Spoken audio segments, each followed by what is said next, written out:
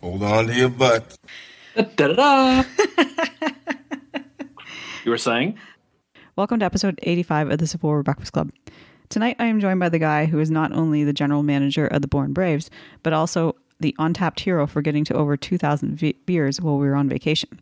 I'm his co-host Mary, who has just over 830 beers on Untapped. So, Darren, in reference to this episode, you're basically Buford and I'm like fucking Pleasanton, except I can't exaggerate my beers like Pleasanton exaggerated his battle reports. But your 800 beers are today. That could put you ahead, though. So there you go. That would be a Pleasanton thing to do. I would be like, yeah, well, that guy Darren, he might have over 2,000 beers, but guess what? I drank my 800 today. Mm-hmm. Good, damn right. So what's going on? So anyway, I'm Darren, and it's been a couple weeks since we recorded this. So I want to do introductions, go around the room and introduce ourselves again because it's been a while. You can bust out your IPA girl again, your introduction from the very first I'm an episode. IPA girl. So a lot of shenanigans under our foot since last time we did this. We did. To travel around a little bit, have a good time. But we're back in the saddle, literally and figuratively. Ooh, see what I did there? That's a segue. We are talking about the horsies today, Mary. The horsies. Horsies. Talking about all kinds of fun stuff. But before we get started. Right, yes, because I'm hosting and you're making me look like a bad host right now for not asking that. What are you drinking tonight, sir? Oh, thanks for asking, Mary. I appreciate it. I am drinking, it's called Watercolors Replay. I can't read it because it's whatever. Bought at the amazing craft beer cellar in Plymouth, Massachusetts. You did. And it's out of my Iron Brigade mug because this isn't really an Iron Brigade battle per se, but you know, the second Wisconsin is here, and there's some people we're going to talk about here. They're going to mention this, so that's what I'm doing. So, that being said, I will do the honors and ask you what you were drinking. Oh, thank you. Aren't you a gentleman? I do my best. I am drinking IPA number 21 by Collective Arts Brewing out of Hamilton, Ontario. It is a milkshake IPA, and I'm drinking it out of my Seminary Ridge Museum mug because it has Buford on it, and Buford is part of this battle that we're going to be talking about tonight. And also just a bit of a shout out to the Seminary Ridge Museum as well, because they do awesome things over there in Gettysburg. And if y'all find yourself in Gettysburg, definitely go pay them a visit and take the cupola tour. Okay, very cool, very cool. So today we are talking about the Battle of Brandy Station, which I don't know if you know this, but you probably don't. Today is the actual anniversary as we record this, Mary. Who was the one that told you that earlier? I knew this, okay, but thanks for bringing it up again. But it's also known as the Battle of Fleetwood Hill, and we're going to talk about that as well. Today is the anniversary, so we have to set the stage here a little bit about it. You know, it is that Gettysburg Campaign month, right? And We've been saying throughout this silly little podcasting we do that to understand the overall large battle, in this case Gettysburg, you really need to look at that big picture, right? And you look at the events that led up to, in this case, the Battle of Gettysburg. It's really necessary, to look at how the armies got there, right? And to that point, the Battle of Brandy Station is very necessary to do this because the Battle of Brandy Station really is important for a bunch of reasons, okay?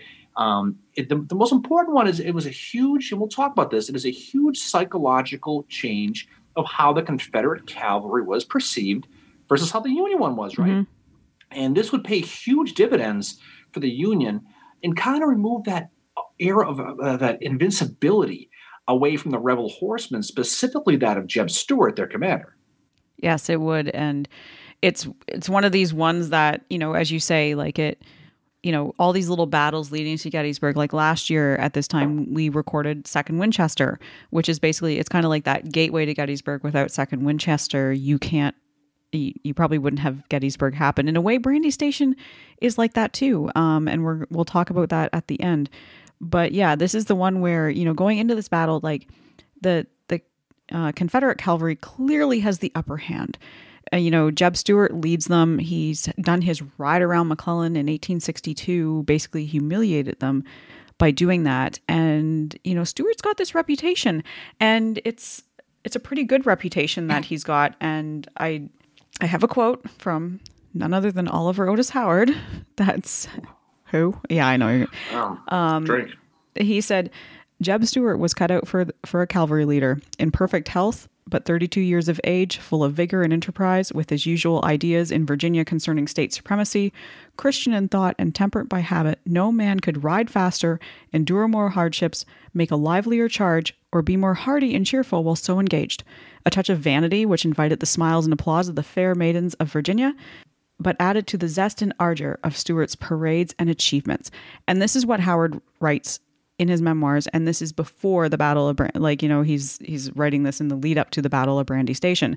So this is what we have here is a what's considered strong Confederate cavalry, and the Union is kind of it's kind of like this bumbling thing that doesn't have itself together, but that is going to change at the end of this battle. Right. Well, we'll talk about that. That's going to be the primary thing about this, but just kind of set the stage where we are at this time. So you mentioned Chancellorsville. Mm-hmm. The Confederacy, to your point, is riding high after Chancellorsville. Yep. After that big victory of May of 1863 is arguably Robert E. Lee's greatest victory, although he would disagree because Joseph Hooker got away. And the Army of Potomac was able to fight for another day. Now, men and supplies were having a difficult time being replaced in the Army of Northern Virginia. And so Lee needed to resupply. And if he wanted to continue fighting and keep the war going into 63 and beyond later, he had to supply. So to that point, Lee knew he needed to get out of Virginia. He just knew, right? His army was starving hungry. The farmers of the state were completely barren because really the Union occupied the state for a couple of years now. This is the third summer of the war here. Lee knew that he had to take his show on the road again, and this time to go into the north, but specifically Pennsylvania. And this will lead to the Gettysburg Campaign. I mean, it makes sense. I mean, Gettysburg's got 2 DQs all by itself. I mean, look at the supplies they have, right? But he knew going into the north was also going to create a lot of anxiety in that northern press with the inhabitants. I mean, if he could draw the Union Army out while he's hunting for supplies and somehow get them to fight and beat them on their soil, that could create a lot of pressure from the northern press on Lincoln to try to sue for peace with the Confederacy. Now, we've said many, many times, that's the window dressing. The whole purpose of this is supplies. It's a huge grocery shopping trip. He's going to the Costco, basically. Okay. So you got nothing in the cupboard. You got to get up in the morning. Ah, crap, I got to go to the store. That's what this thing was, okay? And it'll be later, of course, be known as the Gettysburg Campaign. It'll begin on June 3rd, 1863, when Lee's Army of Northern Virginia is going to slip away from Fredericksburg, Virginia, and to begin to move north. Now, they're going to roll into a place called Culpeper County. Now, it's a boot 30 miles from Fredericksburg, right? Lee is going to want to mass his army in this area. And 2 of his corps commanders, James Longstreet and Richard Ewell, they're going to get there not long afterwards. They're going to kind of set up this basic command. Likewise, Lee's cavalry, under the aforementioned Jeb Stuart is going to be nearby. He's going to get there around May 20th or so, and he'll be encamped about 5 miles north of Culpeper on the Rappahannock River, nearby a place called Brandy Station. In this the thing is, while they're in camp, Lee is going to make it very clear to Stuart. He's going to say, I want you to devote this time to rest and drill, okay? It's probably around this time where he confided in Jeb he was going into Pennsylvania because he trusted him. Yeah. So it probably makes about most sense. Before long, Stuart is going to end up with just under 10,000 men spread over 5 brigades, okay, as well as a brigade of horse artillery. And because what's going to happen is Lee is going to give him 2 additional horse brigades. Okay, we'll talk about that. Stuart is going to have his normal 3 brigades, which is Fitzhugh Lee, Rooney Lee, and Wade Hampton. Okay, we'll talk about all those guys in detail. He's going to get 2 more. He's going to get William Grumble Jones, who's not a fan of Stuart at all. No, and Beverly Robertson, who equally hates him, okay? Yeah. And he's also going to get horse artillery under the guy's name of Robert Beckham. We're going to talk a lot about him tonight, okay? Because he's going to be the artillery guy. We mentioned before, the thing about Grumble Jones and Beverly Robertson, I mean, they don't like Jeb, and Jeb doesn't like them, okay? As a matter of fact, Stuart once referred to Robertson as the most troublesome man in the army. That's what referred to as. Now, it's likely because Beverly Robertson, because he's a fun study. I don't know if you study him, Mary. Part of the reason why Stuart didn't like him is he was engaged to a woman named Flora, who just happened to be the guy he married. Jeb did. Oh, is this like one of these like McClellan APL things going on here? Beverly Robertson dated who will become Mrs. Jeb Stuart. Okay, that's probably where it comes from. Just my guess. Did Beverly Robertson ever go on a spite march towards Jeb Stuart like A.P. Hill did to McClellan?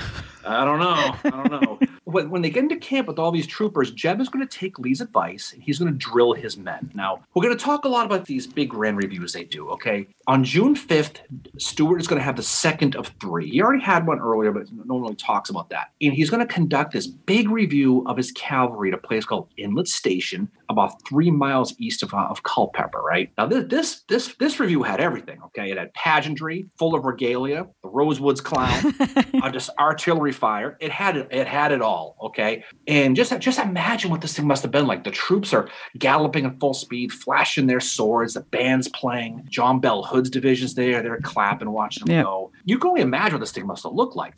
They marched as proud as you can possibly do on their job as you are when the Blizzard machine gets a new filter. How happy, that joy in your face. That is a great moment. Oh, it is nothing better because it tastes just right. It does. And yet, like, even the men that are there are in awe of what is happening. One of them, a cavalryman from North Carolina, said, behind the reviewing stand, there was an audience of admiring ladies and gentlemen from all over the countryside. They saw a magnificent sight. Well-groomed horses mounted by the finest riders found on earth.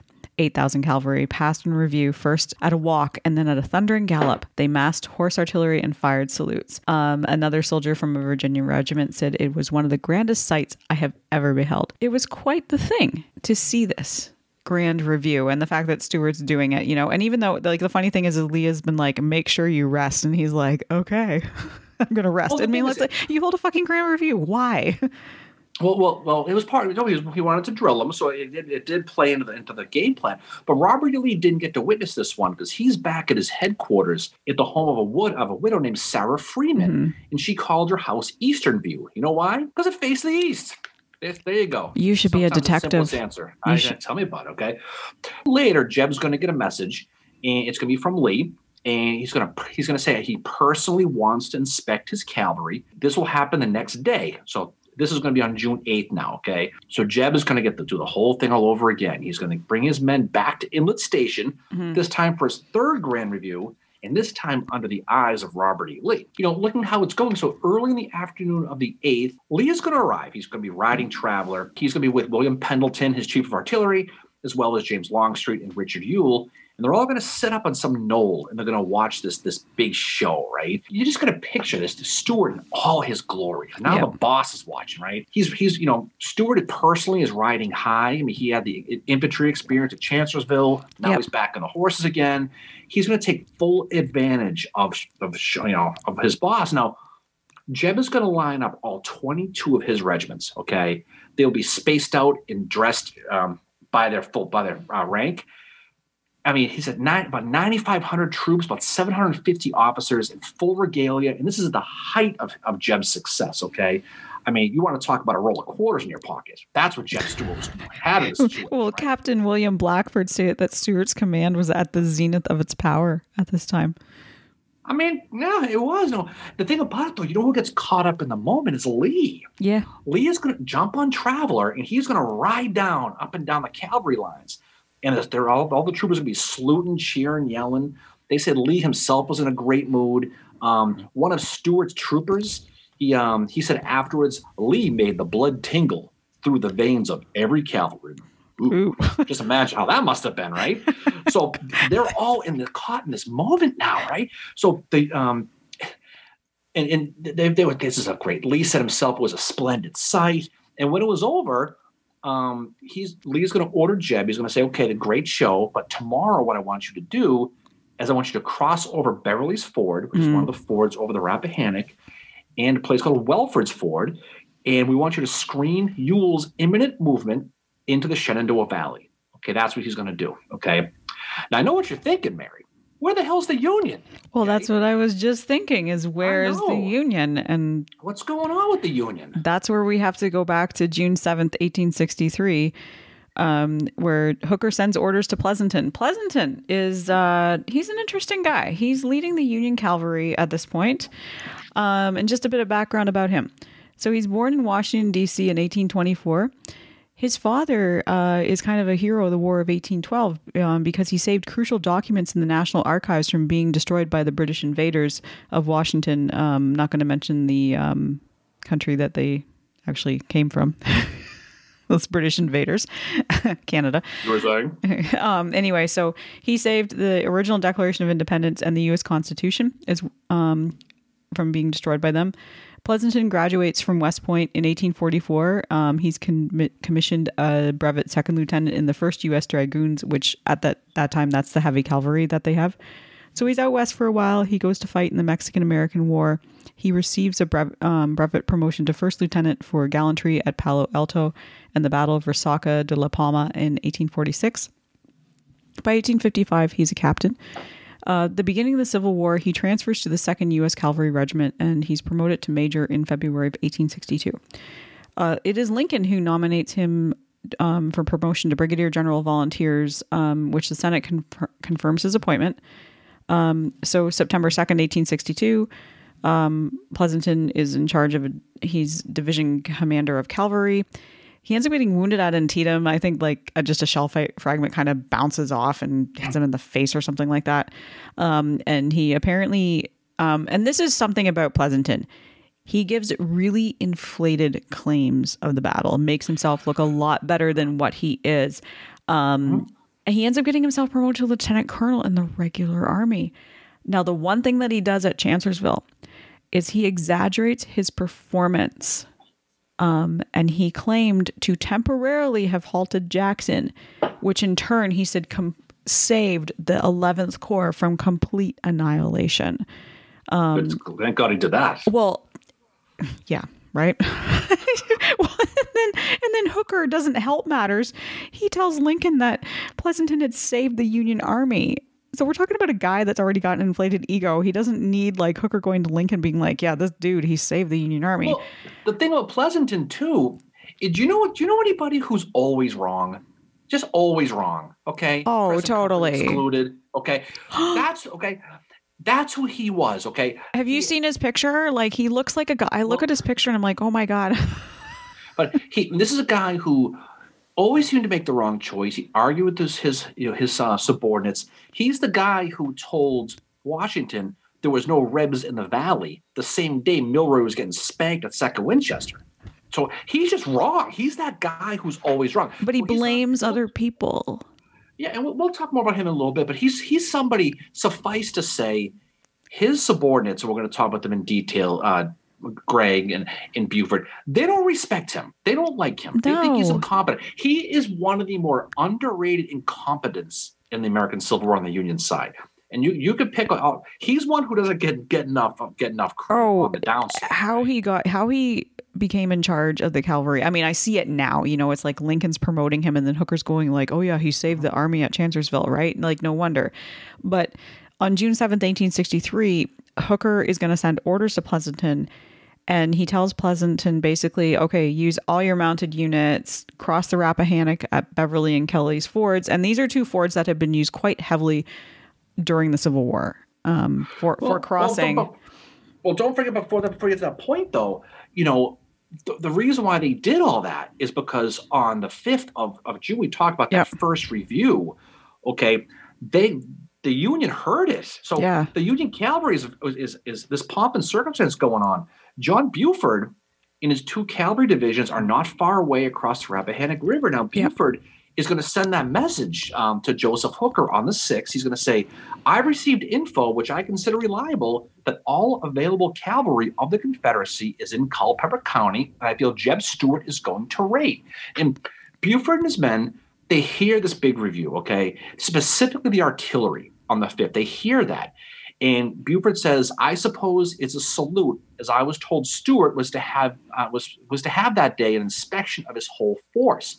And what's funny about this, one guy told Jeb, maybe we should shut the F up. You know who that guy was? Grumble Jones, okay? Grumble Jones, he was concerned about Stuart's show for that very reason. Jones would write later on, he said, no doubt the Yankees, who have 2 divisions of cavalry on the other side of the river, have witnessed from their signal stations this show in which Stuart has exposed to view his strength and arouse their curiosity. They will want to know what is going on. And if I'm not mistaken, they will be over tomorrow morning to investigate. He said this on the 8th. So he was right. Okay. Give him +1 for Grumble. No kidding. You can just see him standing there watching Stuart and like, not this shit again. Well, they're going to know we're fucking there. It's going to be this intel Buford has is going to be totally straight up. So back at headquarters in Falmouth, Virginia, Joseph Hooker, who is still in charge at this point, he hasn't been replaced yet, is now convinced Stuart is going to raid his supplies and, according to Hooker's words, create shenanigans That's what he says. And he's going to telegraph Washington with this news. Now, he's also getting information from his Bureau of Military Information. This is Colonel George Sharp, Hooker's chief of intelligence, is going to also tell him that Stuart's about to get on that ass. That's what he's going to basically tell him, okay? So in Hooker's telegram to Washington, he's going to say, I am determined to break it up in its incipiency. There's a big word for you. And then Hooker says, I will send all my cavalry against them. It is my intention to attack them in their camp in the vicinity of Culpeper. Now, there's a lot to unwrap with that. Yeah, he's determined, is he? He's determined. First thing we'll talk about, they're not in Culpeper. They're in Brandy. No. That's going to be a big deal, okay? Yeah. But the thing that's amazing about this is what you talked about at the very beginning, this concept of Hooker going to get them, okay? Because we talk about the state of the cavalries at this time. Yep. Joseph Hooker, in his mind, he's told by Buford and Sharp, the entire Confederate cavalry, the whole shooting match is right across the river. The cavalries are not at that same level yet. No. Hooker says, screw it. Let's go get them, okay? And by this point, though, that gap has been closed, okay, between the two cavalries. That perceived huge advantage is not as big as it was. Now, early in the war, there was that distinct advantage in this area we sort of mentioned. A lot of the Southerners were used to riding horses. They had their own horses that they were used to. The North really didn't have that experience. It's a cultural difference between them because the North is so industrial and the South was so much more like agricultural. But the men, because of, what their economy was based on, they had time to learn how to ride horses and ride them very, very well.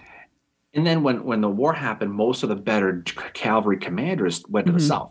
That was the other thing, too. Well, even Buford was approached to go to the South, and he was like, fuck that. Well, who was one of the Union's better cavalry guys was U.S. Grant, and he never even went to the cavalry. No. Goes to show how that whole thing was going, right? But the organization was completely screwed up, and this is where Hooker's organization of the armies really helps them, right? So at the time, before this, what it basically was is you had cavalry.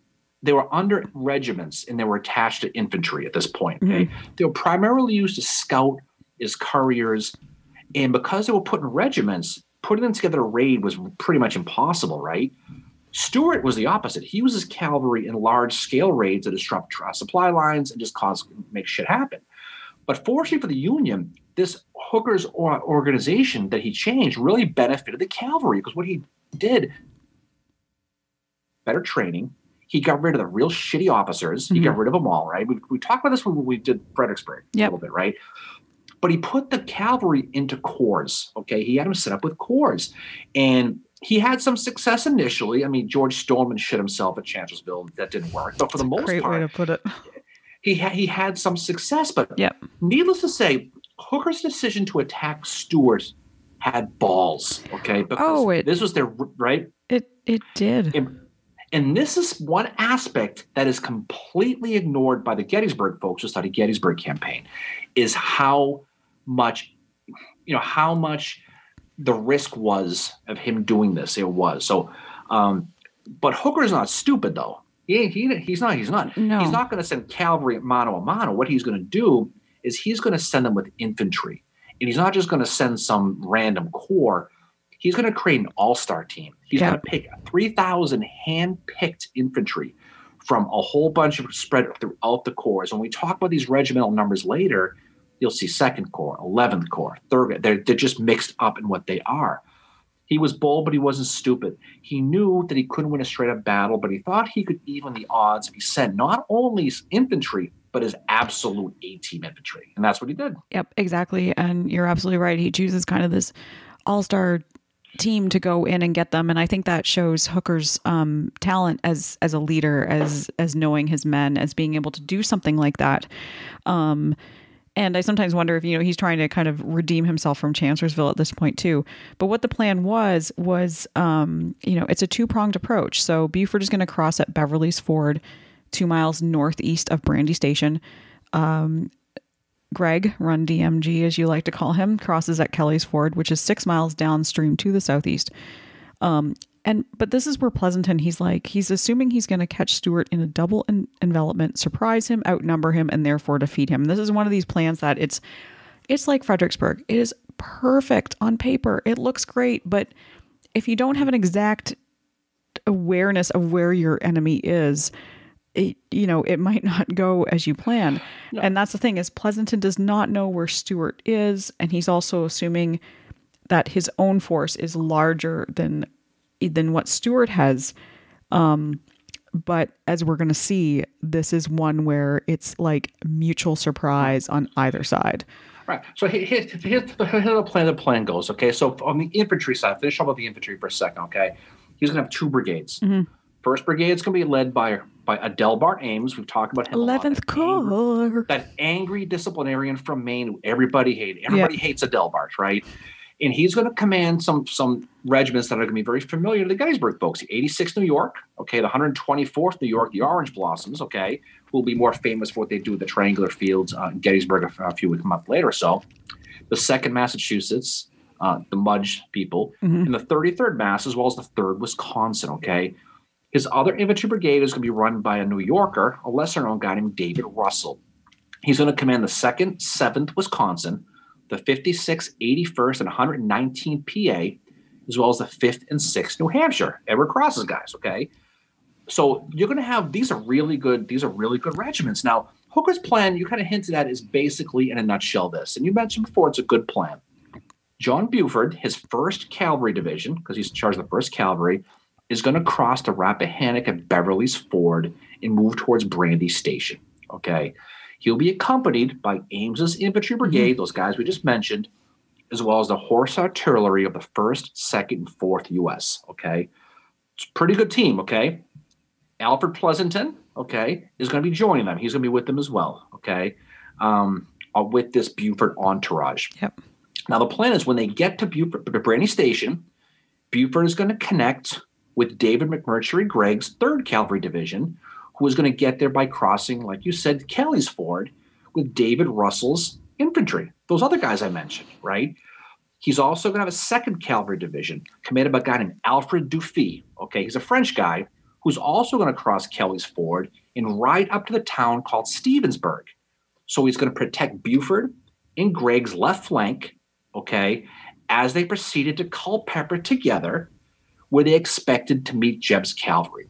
So it's kind of like everyone gets the quarterback from 2 different directions. When you meet at Brandy Station, okay, we're going to go to Culpeper, we're going to go get Jebb. Yep. That's the plan. This plan is almost exclusively conceptualized to humiliate Jebb Stuart.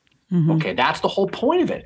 But it's a good plan, assuming Stuart, like you said, is where he thinks he is. Yep. There's an old saying I used to hear when I was in school, Mary, that said, man makes plans and God laughs. Yes. It's an old saying, okay?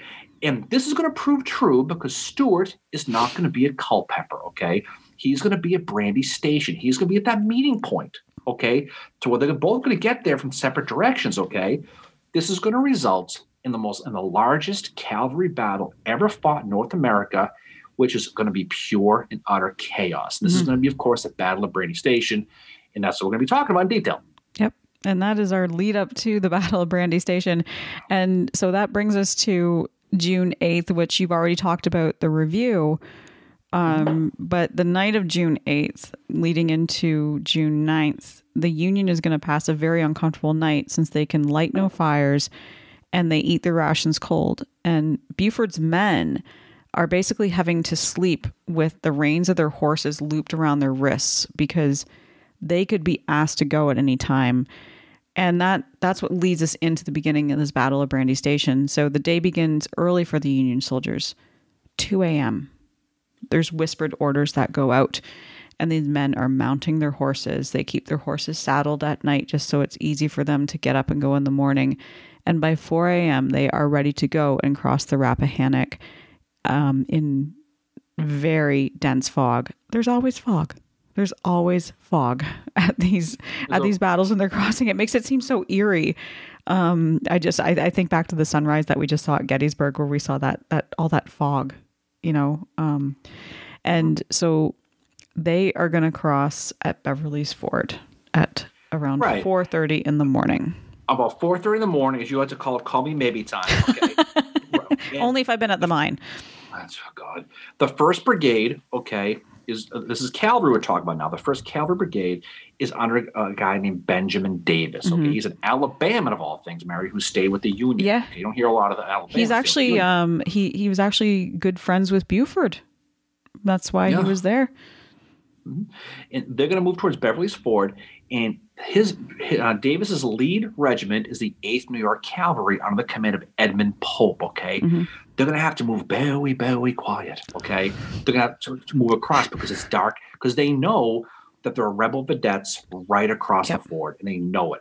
So they try to be quiet, but guess what happens? The vedettes see them. Okay, and they're going to fall back to the picket line, which is going to be part of a company in the 6th Virginia Cavalry under Bruce Gibson. Okay, they're going to come running back, and Gibson is going to find out, who is then going to send a message to tell his brigade commander, Grumble Jones, that man again, what he is seeing. Gibson is going to tell his pickets, these guys, okay, vedettes fall back to the pickets. Gibson is going to tell the pickets, keep cool, but shoot to kill. He's going to tell them, and he's going to lead that small company forward to slow this oncoming federal cavalry. So just picture these guys quiet as hell, working, moving towards each other in the fog and that gray of the morning. Okay, and what's going to happen is this picket line is going to fire initial volley right in the faces of the 8th New York, and is going to start the ball. What's going to become this battle? Now the 8th is going to be surprised, because why the hell wouldn't they? And they're going to fall back and wait for the main body of that cavalry unit, of the brigade, to get there. And when they do, they inevitably drive this picket line back from Gibson, okay? Benjamin Davis's, his cavalry brigade under Buford, okay, will put that initial rebel line back 1.5 miles past Beverly Ford. They're just going to drive them, right? And they're going to keep driving until they begin to come upon a battery of rebel artillery near the woodlot.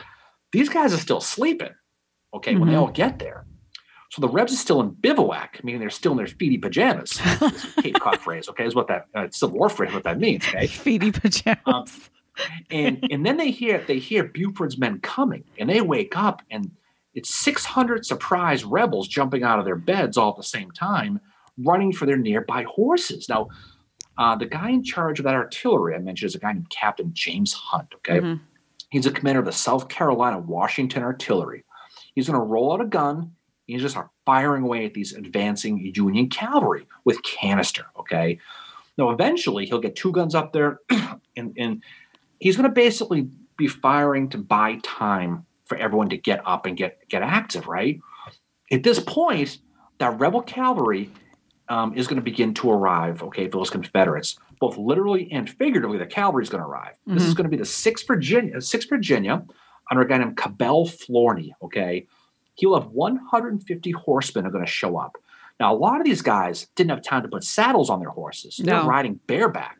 And they're also riding in their like underwear and stuff too. Like they have no time to get dressed. Who knows what's going on, you know? But they're probably wearing their all together, jumping on a horse without their saddles. But that's what's happening is they just didn't expect it, right? But they had to hustle to slow down these Federals. Now, the 6th Virginia is going to ride full speed, full banana into the 8th New York, okay? And it's going to result in one of those classic cavalry duels with sabers clanging and revolvers being fired at close range. Florney's men are going to push back that 8th New York before more Union horsemen are going to arrive from Davis's brigade, okay? Because you can see the different more guys coming in on both sides. Colonel Davis himself will be in the saddle, and he's going to yell to his men, "Stand firm, 8th New York." He's going to yell at them. And at this point, he's going to turn, and a rebel lieutenant named R.O. Allen is going to run up to him from the 6th Virginia. You know what he's going to do? He's going to shoot him right in the face. Yep. Because he's only got... He's going to die in the saddle. Davis only has a pistol. He's going to... And, you know, I don't know if it's ironic or whatever, but, you know, just under a year later, Jeb Stuart is going to share the same fate. It's similar. Yeah, very similar. Guy runs up. You know, and right at that very moment as well, now Davis is down, okay, and Devon's going to take over. I'll talk about that in a few minutes. Yep. But at that moment, the Rebs are going to get more reinforcements, this time from the 7th Virginia under Thomas Marshall. And they're going to show up on the dance floor, as you like to say, okay? It was probably at this moment where Buford and Pleasanton probably said, "Hey, shit, you know what? They're not on Culpeper after all. They're here." Yep. Mutual surprise, right? Because even Stuart is surprised One of Stuart's staff said that Stuart was immediately awakened. The alarm sounded throughout the entire headquarters. Servants saddled the horses and everything was made ready for the imminent fight. A few minutes later, Stuart's couriers raced off to wake the troops. This is Major Johann August Heinrich Heros von Bork, Prussian cavalry officer, quite the name. Arrived in South Carolina via blockade runner, and he's assigned to General Stuart by Confederate Secretary of War. I just wanted to say his name. You nailed it. You absolutely nailed it. But the 6th and 7th Virginia, okay, they're going to have to fall back. They're battling. They're doing their best. The Feds are going to get more support. It's like one after the other getting supplies and reinforcements. This time it's going to be the 8th Illinois under Captain Alpheus Clark, okay? And as they're falling back, that Hart's guns I mentioned, those 2 guns, they're kind of buying time. They're firing and to save them a little bit. While this initial part of the battle is kind of underway, there's going to be more horse artillery is going to show up under the command of that guy I mentioned earlier, Major Robert Beckham. Bend it like Beckham, okay? That's who's going to be doing that. And he's going to set up on a ridge near a house owned by a woman named Emily Gee, near a place called the St. James Church. He's going to set up on a ridge line where he's going to set up his battery. Now, in front of this ridge, okay, now the Union hasn't got there yet. They're setting up on this ridge. In front of the ridge is an open field of 800 yards, just open, okay? And the rebel gunners are going to sit there and they're going to wait for whoever the hell comes out of those woods in this field. And they're going to get it, okay? The men who do is going to be that Clark's 8th Illinois, okay, who will appear out of the woods, and they're going to get the surprise of their lives because Beckham's artillery is going to immediately hit them harder than a Cleveland Indians pitcher in a playoff game. That's how hard they're going to get hit, okay? I say that because the Indians don't make the playoffs anymore, but that's how it was. But they will this year. Oh, God, yeah, I'm sure they will. This is the year, undefeated. But while they're under fire of this horse artillery, okay, things are going to get worse for Clark as he's riding down the ridge. Is going to be that 12th Virginia under a guy named Archer Harmon, as well as our old friend Lunsford Lomax. Remember him? Lomax. Virginia. He's in this, okay? Every time I hear that name, I think of Bernie Lomax and Weekend at Bernie's. Don't talk about it. And then they're going to get the 35th Cavalry Battalion of Elijah White. Okay, so more guys are coming on the field here, right? Now, don't forget, too, Jeb's guys are spread out, too, and they're all kind of coming there all at the same time. Yep. The Illinois men are going to get some support from a guy named William McClure, his 3rd Indiana Cavalry, and all hell is going to break loose on that 800 yards of open ground. They're going to hold their own for a while, but they're going to get pushed back. The Virginians are going to basically they're going to fall back to Beckham's artillery on that ridge. It's going to go back and forth and back and forth. And while this is all happening, okay, you know who's not there is Jeb. He's back at his headquarters at a place called Fleetwood Hill, okay? And he hears the distant sound of distant artillery, okay? Yeah. From near Beverly's Ford. And he's perplexed because he doesn't know what the hell that is. The messengers haven't arrived there yet to tell him what's going on. At that very moment, which does show up, though, is one of the messengers from Grumble Jones. Yep. This is great. This one just basically says, this is going on. Jeb is going to immediately break camp and is going to blow that conch shell to bring his cavalry down towards Brandy Station, down near Fleetwood Hill. He's going to get the brigades of Hampton, we talked about, Fitzhugh Lee, which is being commanded by Thomas Munford at this time, and Rooney Lee.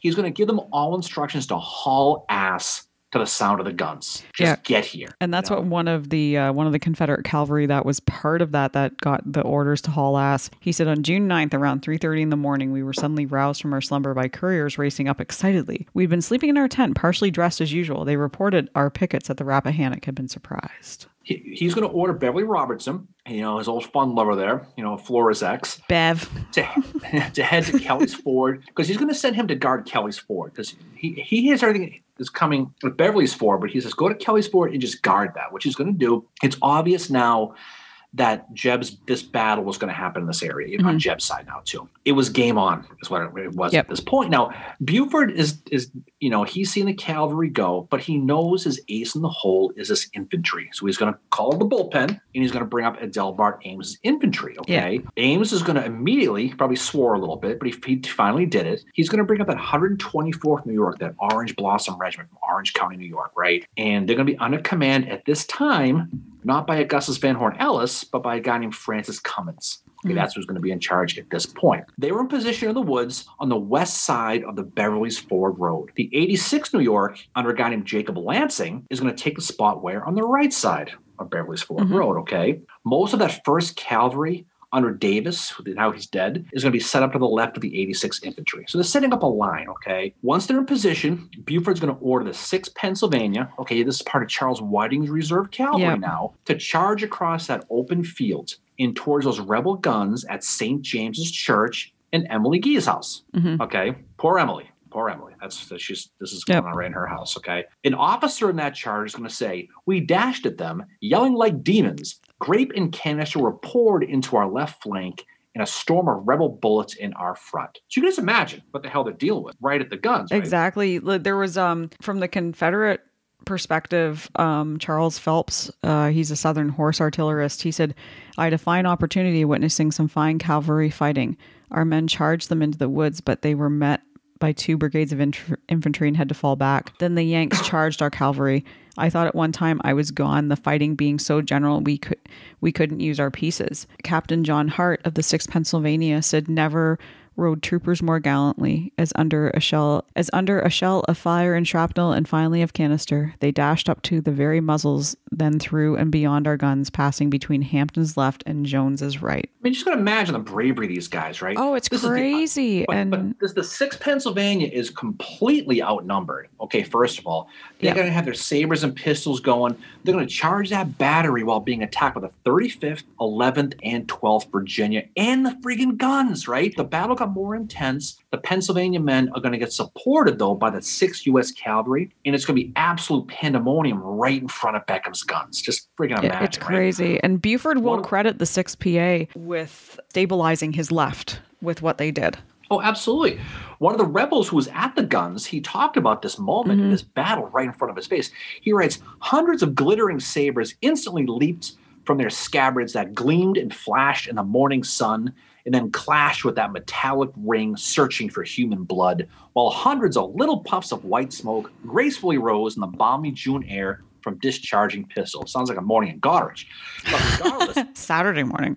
So I'll tell you about it. But so he's writing the guns, and you just imagine the hellfire and that misery, right? Eventually, this onslaught is going to get too much for the Federals, and they're going to have to fall back to their lines. Now, more Confederates or reinforcements are arriving because don't forget, Jeb blew that conch shell to run for the guns. So they're all getting there at different points. This is when Wade Hampton's going to show up. And he's going to be the one who's going to change, is going to be the game changer here eventually, towards the end. Hampton's brigade's going to show up, and they're going to get set up to the right of Grumble Jones, right at that Gee house. Jeb Stuart himself is going to also arrive right around this time. Yep. And about 2 hours of just hard fighting, intense swinging back and forth, Buford's made it about a mile into Culpeper County. That's how slow this is going. Davis is now dead. Okay, Benjamin Davis. The brigade is now going to fall, like I said, to Thomas Devon. Yep. And then they're going to realize pretty quickly how outnumbered they were when they see Hampton's guys, and they realize, oh shit, now we're in for it. So in position, Hampton is good. At this point, Hampton's going to see it too, and he's going to go on the offensive. But he's going to send his guys dismounted at Devon's guys, who are also dismounted, and who are going to be set up on Buford's left. And they're going to go at it right there. Rooney Lee, he's there. He's also just recently arrived. And see how these guys are coming, and just see these more horses coming. Imagine how loud it must have been, all these horses. But, yeah, it would have been, I can't imagine how loud a cavalry battle would be. Like, like you don't just have the artillery, you have like thousands of horses, like their hoofs thundering on the ground and all that too, right? It's got to be crazy. Rooney Lee, he's going to get there. He's going to get there on the dance floor. He's going to set up just north of Jones along a stone wall between a place called the Cunningham Farm and the Green Farm. So they're going to set up a line there. He's also going to set up some artillery under William Graham to fire in those rebel guns. This is the Union now. They're going to fire on rebel guns on that ridge under Beckham. So this is going to kind of turn into an artillery duel here a little bit too. This battle has it all. It really, really does. Yep. It's not even 11 o'clock in the morning yet. This is going on. No. So by 11:30 in the morning, they've been fighting for almost 6 hours, okay? Buford all along is looking around, lighthousing, okay, looking from left to right, and he wants to know what the hell, where's Dave McMurtry Gregg? I could really use him right now. Okay? So he's finally gonna get there, okay? But unfortunately for Buford, he's gonna basically the failure to drive back the ribs on the plateau of St. James Church is really gonna put a crimp in the dick of his plans, is what it's really gonna do, okay? And we're gonna talk about this, and timing wasn't on Greg's side either. No. We're gonna talk about this, but we said he was late. What's gonna happen? He got delayed. Okay, at the very beginning, because he was waiting for Alfred Defee's 2nd Cavalry to show up, who, of course, naturally got lost, because that's how this thing tends to work. I pulled a Lew Wallace, apparently. Actually, I shouldn't say that about Lew Wallace. Ford, they had to backtrack and find their way, okay? Yep. Defee didn't make it to the ford until just before 6 o'clock in the morning. The battle's already going, okay? And he's finally going to get there with Greg, and they're going to able to move forward to meet up with Buford. That's the plan. They had an easier time crossing because nobody was focused on it yet. There was really nobody there. You know, Grumble Jones, they hadn't really got to the ford yet for whatever reason. Yep. And they finally do get across. It's going to take over 3 hours to get everyone over the river for some reason. So they're slow. I mean, it's like Mary speed, you know? And once they do get across, they're still about 7 miles from Brandy Station. Yep. But here's the thing, though. Greg can hear the guns from St. James Church. He can hear them. Unlike Jeb Stuart, who said, go to the sound of the guns. You know what Greg does? He says, let's stick to the friggin' plan. Yep. Forget the guns. Let's go to the original plan. We're going to take the road to Brandy Station, and we're going to send Defee, just like the plan. We're going to send him up to Stevensburg, just like it was going to go, to protect Greg's flank while he's riding along. And him and David Russell are going to be riding towards Brandy Station. Yep. And it's funny because Grumble Jones is going to get wind of Greg crossing at Kelly's Ford. And this is that message you talked about. Grumble Jones is going to find out Greg's crossing because he was sent down there to Kelly's Ford. And he's going to send a message to Stuart warning him of his latest threat. He's going to tell him, hey, not for nothing, but there's more friggin' guys coming. Okay, Stewart's going to reply to the courier. Tell Jones to attend to the Yankees in his front, and I'll worry about the flank, which was a dickhead comment to Jones, basically saying, worry about yourself. I got this. Just worry about you. So Jones, of course, like F him. Well, they call him Grumble Jones for a reason. He's like, nice. Fuck Stewart. One of those guys. This is low beer lights always on. He's miserable, you know. But he's going to get that message. He's going to get pissed off. And don't forget, they hate each other. He is said to have said, so he thinks they aren't coming, huh? Well, let him alone then. He'll damn find out soon for himself they're coming. That's the message he says to the courier. That's the fuck him message. He's like, you know what? Screw him. I'm not going to tell him. Good luck, Jeb.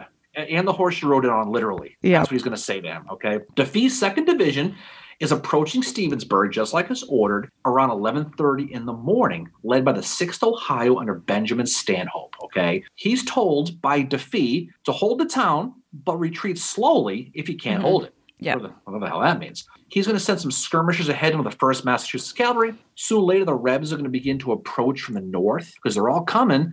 Men from Matthew Butler's 2nd South Carolina, guys from William Wickham's 4th Virginia Cavalry, they're all going to start coming in, right? That first mass under control of a guy named Greeley Curtis, okay? They're able to push back those initial Rebs who are kind of being led by Frank Hampton of all people, which is the younger brother of Wade Hampton. Mm-hmm. There you go. It turns into a rout. The Unions are chasing these guys, and the Union guys called it a great steeplechase. They called it.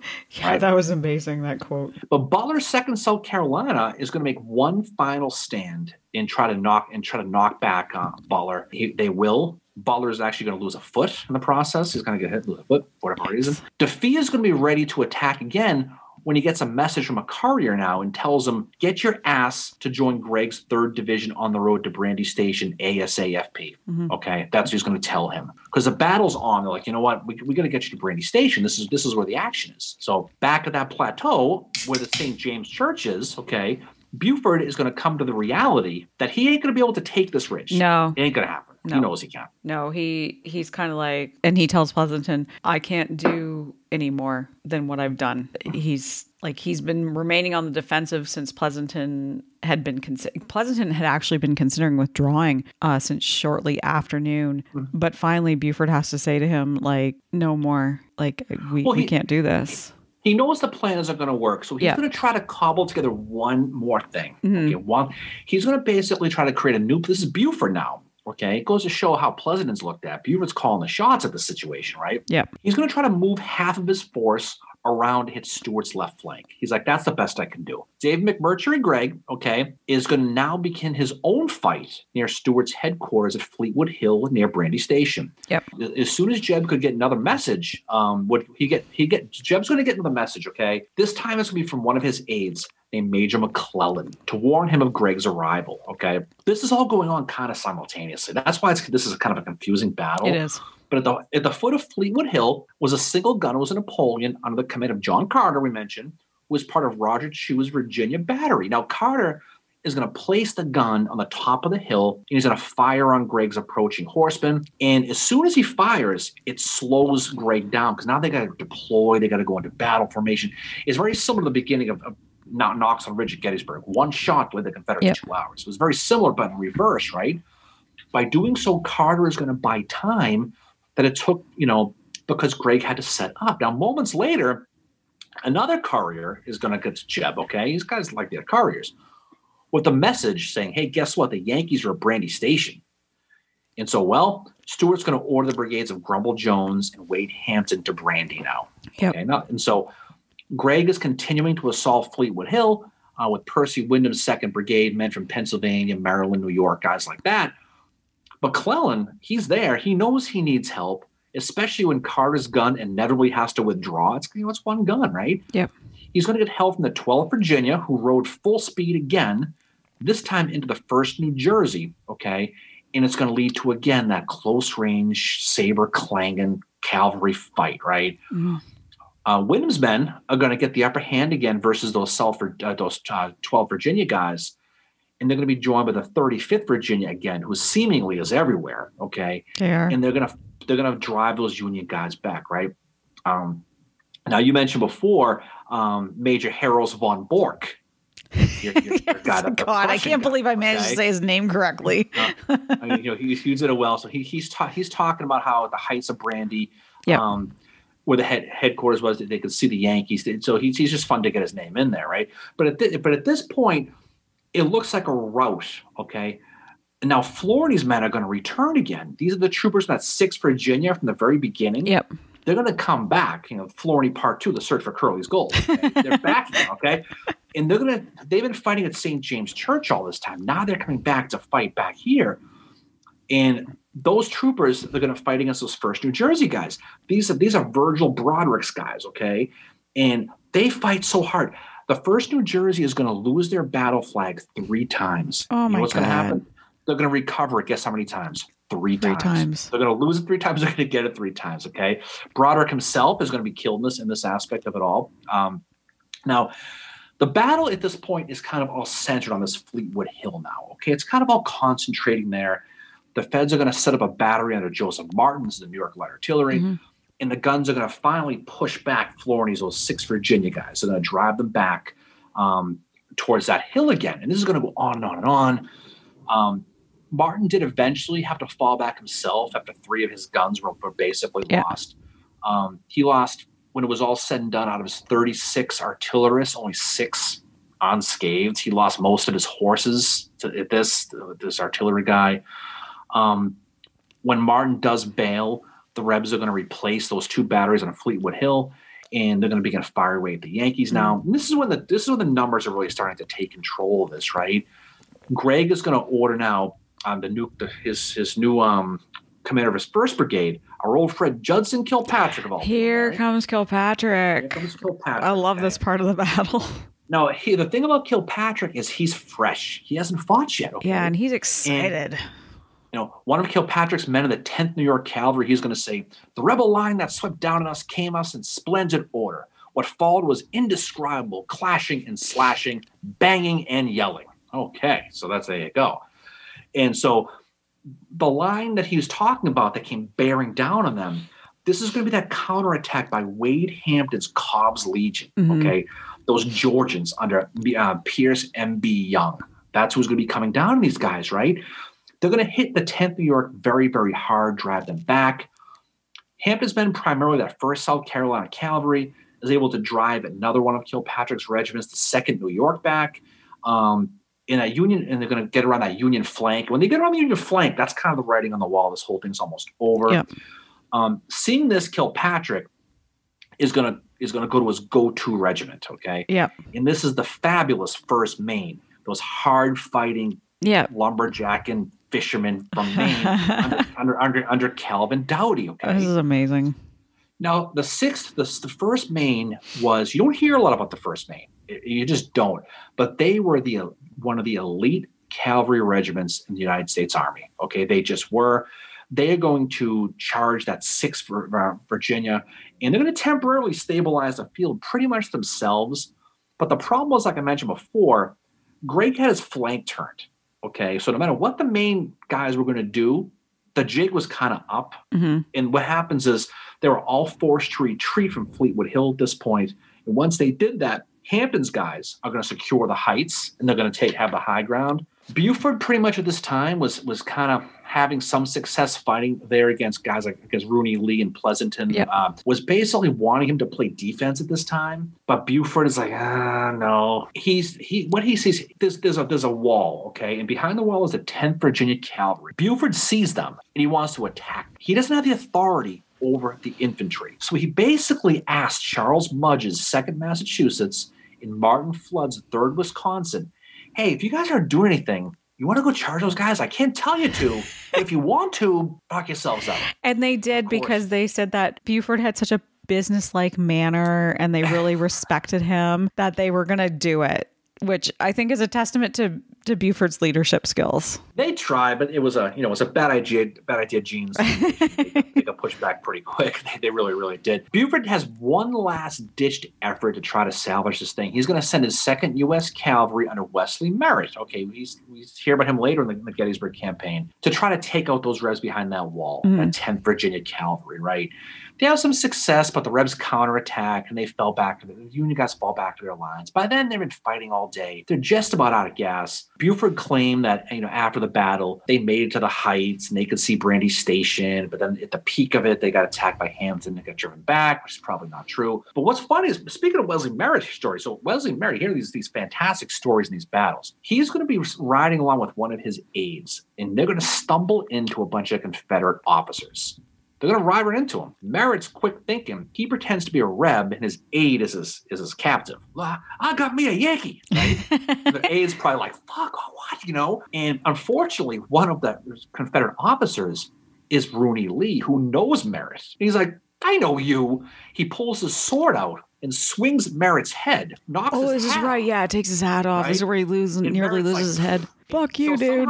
Somehow Merritt takes off and he gets away, which is kind of funny. He tries to, I got me. He goes, I don't got yours. I know who you are. Wow. So he tried to do a Phil Kearney. But he went to a guy he knew. And he cost him his hat. So us guys love our hats, right? But like I said a little while ago, in the end, Hampton's Legion, the Cobb, all those Hampton guys, those brigades really tipped the scales for the Confederacy in this battle. And there's nothing the Union guys could do. The Feds pretty much gave up the fight at this point. And this is really where the Battle of Brandy Station is going to end, the largest cavalry fight in North America. By 5 p.m., Alfred Pleasanton decided enough was enough. He's going to order his men to withdraw and recross at Beverly's Ford. The funny part about it is they did so, and the Rebs didn't pursue him. They were like, let him go. No, they didn't. They were tired too. And it's funny. So we're going to go back to Major Heros von Bork again. And he said, thus ended one of the greatest cavalry battles of modern times. Yeah, he was right. Somehow Van Bork has been the spokesperson in this episode. I don't know. But at the end of the day, Alfred Pleasanton's going to lose about 900 guys, but Jeb's going to lose about 600. Yep. And we'll talk about the ramifications, but it's so funny. You mentioned earlier with Pleasanton, right? Mm-hmm. He was saying that they would have won the battle, but all of a sudden this train showed up and all these Confederate infantry jumped. He's all pessimistic. But he just made it up that it's never happened. But he exaggerates it, for lack of a phrase, right? The greatest quote I read about him was from Sears in Gettysburg, where Sears said that Pleasanton went transmuting his role at Brandy Station from lead into gold. I was like, I could not have said it better. Like, there's no way anybody could say it better than Sears with that lead into gold. But here's the thing. Theoretically, this was a Confederate victory. I mean, just on paper it was. Yeah. But what it did is it showed both armies that the perceived gap in the Union and Confederate cavalries was not this chasm they thought it was going to be. It's closing. Had probably closed the gap at this point. I think it really took a little bit of the shine off of Jeb Stuart's halo in the Confederacy. It really, really did. It did, because he took a lot of criticism for this, especially from the media. You know, the media is having headlines that say puffed up cavalry, negligence and bad management. Stuart does congratulate his staff on the victory, but some in the Army of Northern Virginia questioned whether Brandy Station had actually been a victory. General McLaws said, "Our cavalry were surprised yesterday by the enemy and had to do some desperate fighting to retrieve the day. The enemy were not driven back, but retired at their leisure, having accomplished, I suppose, what they intended." And that's General McLaws writing that to his wife.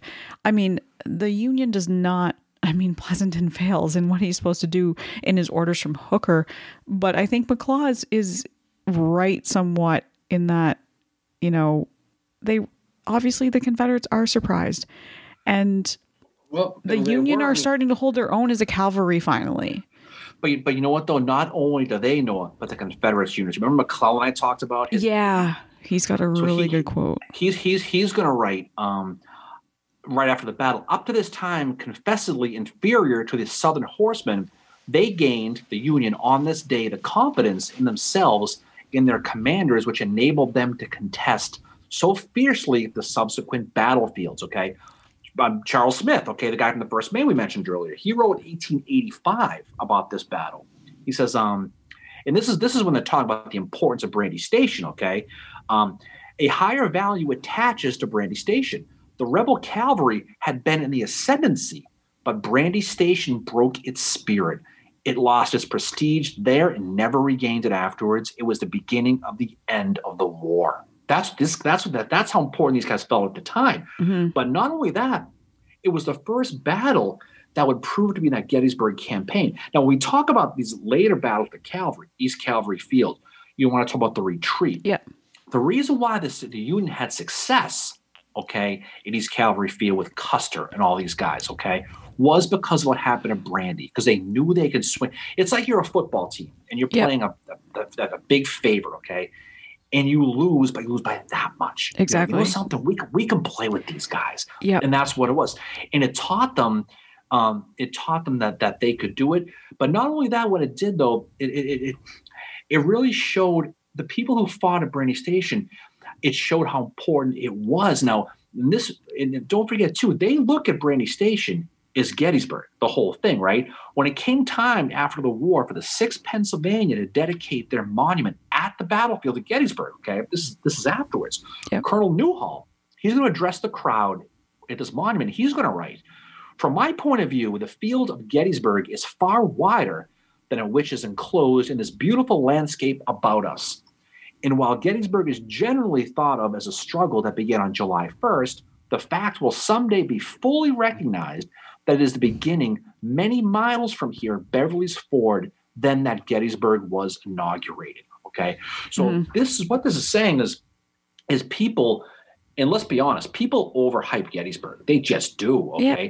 It's a big battle, and you can say whatever you want about it, but these guys are true. The reality it was during this campaign, the Gettysburg Campaign, that the Union cavalry came to age, and the rebel dominance in that saddle, it really changed the outcome of the war going forward. It did. And it's, for some reason, it's just not appreciated. It's just not. It's not. And I mean, even, Thor, I shouldn't apologize for mentioning him, but Howard had said something similar. He said, "This conflict, mainly a cavalry engagement at the beginning of the campaign, hard as it seems to have been, was of decided advantage to our cavalry, for under good leadership, it had been able to take the offensive and hold its own against equal, if not superior numbers of the well-handled and enterprising Confederates." And this is a guy, like Howard is writing, coming off Chancellorsville, that he had entered the fuller understanding of the meaning of the valley of the shadow of death. So I think the Brandy Station, not is just something that, Howard is saying, this made our cavalry. This is where we finally are shining. It brought back that kind of morale boost that the Union Army, the Army of the Potomac, needed at that time after Chancellorsville. That this was a huge thing for them. And what it shows too, we talk about those building blocks, right? Yeah. Where the previous generals built. This whole success was had because how Hooker reorganized. Exactly. Right. Yep.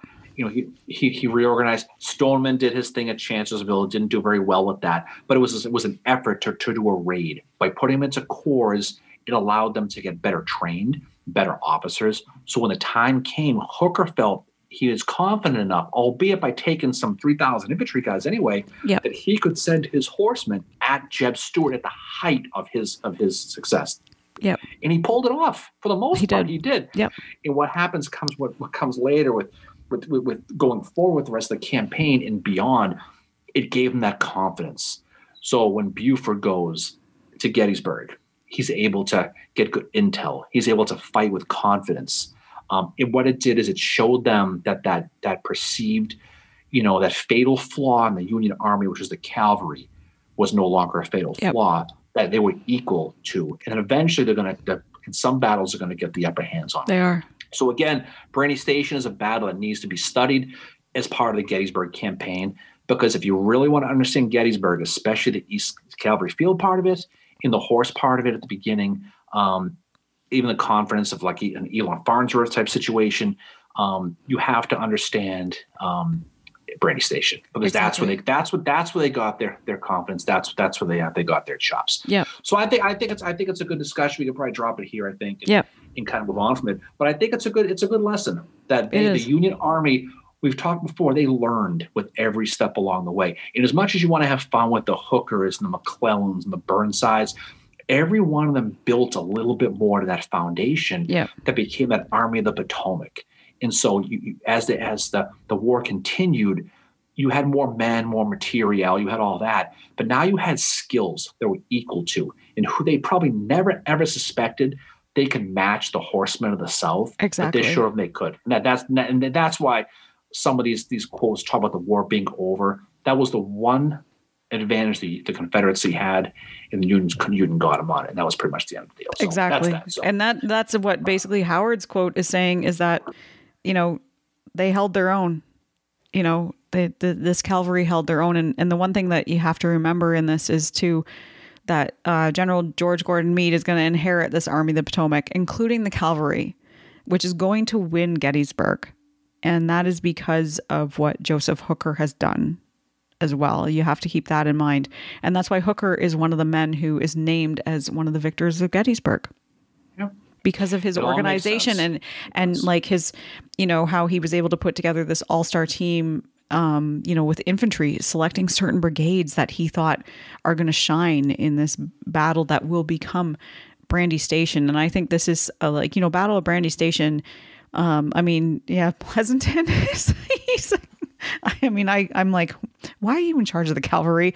It's a good thing he had great subordinates like Gregg and Buford, but it also shows Hooker's talent in being able to select regiments to go into a battle that he knows are going to be strong as well. Mm-hmm. It does. So what's coming up for us next, Mary? Have we figured out yet? We are having our roundtable next Wednesday, June 15th at 7 p.m. We have to push it back a little bit later than what we usually do, but it'll be at 7 p.m. on June 15th. Invites are going to go out this weekend. If you've never attended before, info@civilwarbreakfastclub.com. It's via Zoom. We will send you an invite for that. We are talking about doing an episode about Tullahoma, as well as about John Hunt Morgan as well at some point. And we will see what happens with that. But I think Tullahoma and Morgan will probably be some upcoming episodes for us. Yeah, definitely watch this spot. We will figure it out when she tells me what we're doing. So that's how we're going to do it. That's usually how it rolls. Okay. All right. So any final words from you, Fincheru, before we jump off? Well, thank you, first of all, to all our listeners, especially to like all of you for supporting us through these 85 episodes. We were able to meet a few of you in Gettysburg. Thanks again to John Heckman of Tattooed Historian for having us on his live stream at the Gary Owen, as well as to the crew from Addressing Gettysburg, Matt Callery and Veronica and Eric, for having us on their Addressing Gettysburg today while we were there. Be sure to check out those two podcasts, Addressing Gettysburg and Tattooed Historian. And thank you to you, Darren, for being an amazing co-host. Oh, well, I appreciate it. Have to remember the team, Mary. You know how it is over here in Northland. So, all right. All right. So, everybody, thanks for listening, everybody. We really appreciate it. We'll catch up with you soon. We'll see you at our next live, see you at our next roundtable, and we'll do our next episode when she tells me what we're doing. So that's what we're going to do. You know it. It's fine. I don't care. It is what it is. Yeah, this was your idea, Brandy Station. Yeah, I know that, but the next one I don't know what we're going to do. We haven't figured it out yet, so we'll figure it out. All right. Anyway, so thanks for joining, everybody. Have a safe end of the week. Have a safe weekend. Hopefully you can join us at our live and our round table and go from there. And one last thing, Mary, go Celtics. Go Celtics. Apparently we use bad language up here in the crowd, and California people don't like it. Oh, well. Well, fuck, it's Boston. They should get used to it. Whatever. This ain't Cleveland, this ain't Toronto. You're playing in a real city. So. Sorry, it's true though. It is. I don't know how it's going to play out, but it's fun to watch them get pissed off. All right, so off we go. Mary, we will talk to you soon. Again, once again, the pleasure as always is always yours, and we will talk to you on the other side. See y'all later. Peace out. Bye.